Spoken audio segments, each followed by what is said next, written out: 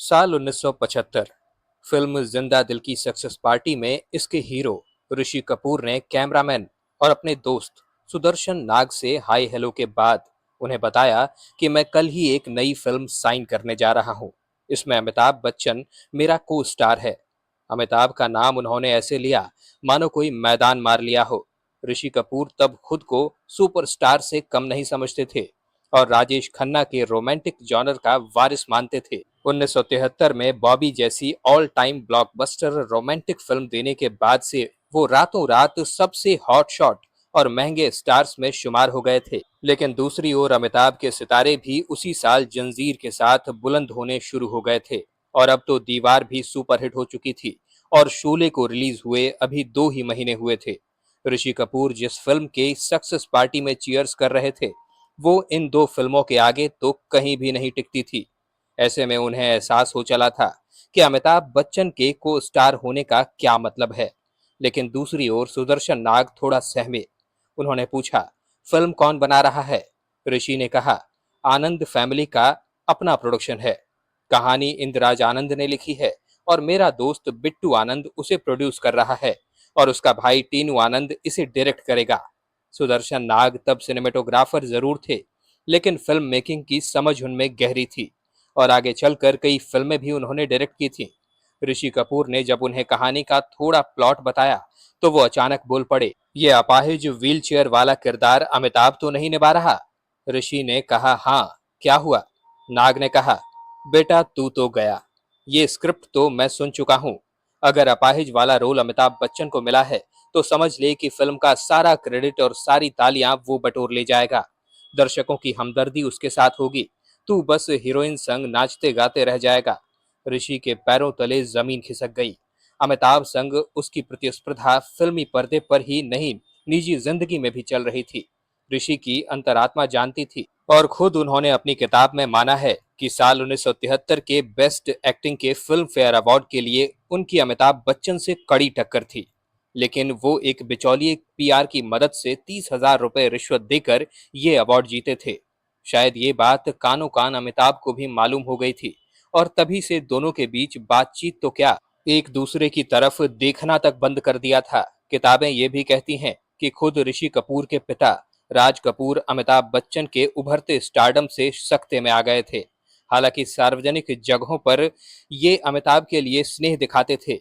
ऐसे में ऋषि को जब उनके दोस्त बिट्टू आनंद ने फिल्म दुनिया मेरी जेब में ऑफर की, तब ऋषि ने सिर्फ इतना ही सुना कि अमिताभ उनके को स्टार होंगे और उन्होंने इस फिल्म के लिए हाँ कह दी थी। फिल्म दीवार में भी अमिताभ उनके चाचा शशि कपूर के को स्टार ही थे और शोले में भी वो धर्मेंद्र के को स्टार ही थे।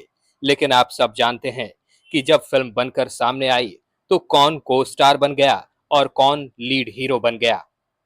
ऊपर से प्रोड्यूसर बिट्टू आनंद उनका दोस्त था जिसे वो पहले से ही वादा कर चुके थे कि वो फीस के रूप में एक पैसा भी नहीं लेंगे। लेकिन अब जब सुदर्शन नाग की बातें ऋषि कपूर ने सुनी तो उन्हें गहरा झटका लगा। जहन में दीवार की कहानी रिवाइंड हो गई कि कैसे नेगेटिव किरदार होने के बावजूद भी अमिताभ बच्चन उस फिल्म के हीरो बन गए।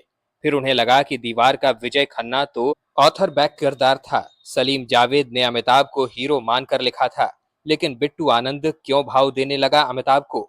कुछ ऐसी ही माथापच्ची में रात गुजरी और सुबह बिट्टू आनंद पेपर के साथ ऋषि कपूर के पास फिल्म साइन कराने पहुंचे। थोड़ी इधर उधर की बातें की और फिर बोले, बिट्टू, मैं इस फिल्म के लिए तुमसे कोई पैसे तो नहीं ले रहा, तुम्हें बस मेरी एक बात माननी पड़ेगी। बिट्टू ने कहा, हाँ बोलो। ऋषि कपूर ने कहा कि तुम्हें इस फिल्म में अमिताभ बच्चन को बाहर करना पड़ेगा। बस मेरी एक यही शर्त है इस फिल्म को साइन करने के लिए। बिट्टू ने पूछा, अमिताभ की जगह किसको लूंगा? ऋषि ने झट से कहा, मेरे अंकल शशि कपूर को ले लो। बिट्टू आनंद पेपर समेटकर उल्टे पांव घर लौट आए कि मुझे थोड़ा समय दे दो, मैं सोच लेता हूँ। फिर घर में पिता इंद्रराज आनंद और भाई टीनू आनंद से बात की। एक तरफ उस दौर का सबसे बड़ा रोमांटिक स्टार ऋषि कपूर बिना कोई फीस लिए ही फिल्म में काम करने को तैयार था और दूसरी तरफ अमिताभ का शेड्यूल भी कम टाइट नहीं था। ऊपर से दोनों के बीच बातचीत नहीं होती। इस कोल्ड वॉर में उन्हें एडजस्ट करना बड़ा मुश्किल था।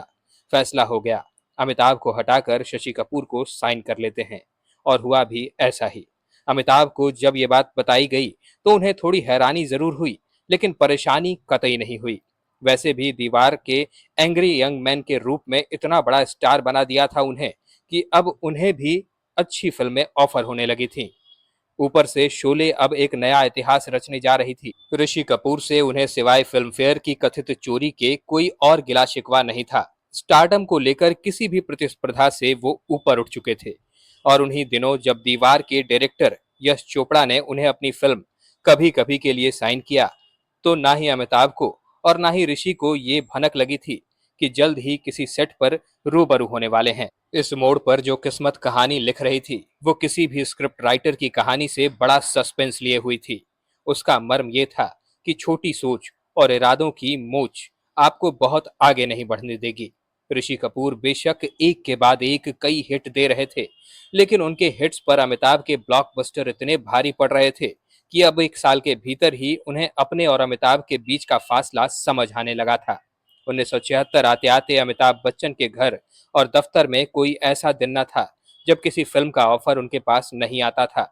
लेकिन वो 100 में से 10 कहानियां सुनते और उनमें से भी कोई एक कहानी चुनने वाली पोजीशन में आ जाते।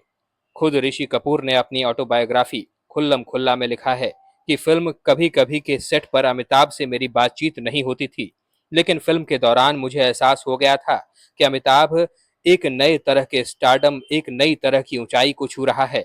आउटडोर शूटिंग के दौरान हजारों लोगों की भीड़ अमिताभ को देखने उमड़ जाया करती थी। वहां फिल्म के तमाम दूसरे एक्टर्स भी होते थे, लेकिन किसी ने उनकी ओर ध्यान तक नहीं दिया। वो दौर स्टारडम को बनाने का भी था। अमिताभ के फिल्म में होने से साइडलाइन होने का खतरा रहता था, लेकिन फिल्म के हिट होने का भरोसा भी था, जो किसी सोलो फिल्म के पिटने से कहीं बेहतर था। शायद इसी सोच के साथ ऋषि और विनोद खन्ना ने भी मनमोहन देसाई की अमर अकबर एंथनी साइन कर ली थी, और इसी फिल्म के लिए अमिताभ को पहली बार बेस्ट एक्टर का फिल्म फेयर अवार्ड भी मिला। यही वो साल था जब राज कपूर बतौर प्रोड्यूसर, डायरेक्टर और एक फिल्म के साथ पर्दे पर धमाल करने जा रहे थे। फिल्म आई, कमाई और चली गई, लेकिन राज कपूर को एहसास करा दिया कि अब इंडस्ट्री में बॉबी नहीं, बच्चन का सिक्का चलता है। अमर अकबर एंथनी ने कामयाबी के कई पैमाने और रिकॉर्ड बदल दिए थे, और किस्मत जो कहानी लिख रही थी उसमें किरदार कुछ यूं बदले कि कभी अमिताभ बच्चन को फिल्म से निकलवाने का दम भरने वाले ऋषि कपूर उनके साइड हीरो बनकर रह गए थे। हालांकि ऋषि कपूर अपने रोमांटिक जॉनर के एक बेहतरीन एक्टर थे और कई सालों तक हिट फिल्में देते रहे थे, लेकिन आगे जब भी वो अमिताभ के साथ आए उनके साए में ही कहीं दब गए थे। दोस्तों, वीडियो अगर पसंद आई हो, अगर ये जानकारी आपको अच्छी लगी हो, तो हमें कमेंट्स में जरूर बताइएगा और वीडियो को लाइक कीजिएगा। कमेंट्स में हमें यह भी जरूर बताइएगा कि आपको अमिताभ बच्चन और ऋषि कपूर में से कौन ज्यादा पसंद हैं। साथ ही साथ अगर आप हमारे चैनल वारिधि मंथन पर नए हैं तो इसे सब्सक्राइब करके बेल आइकन दबाना बिल्कुल मत भूलिएगा। वीडियो में अब तक बने रहने के लिए आपका बहुत बहुत शुक्रिया।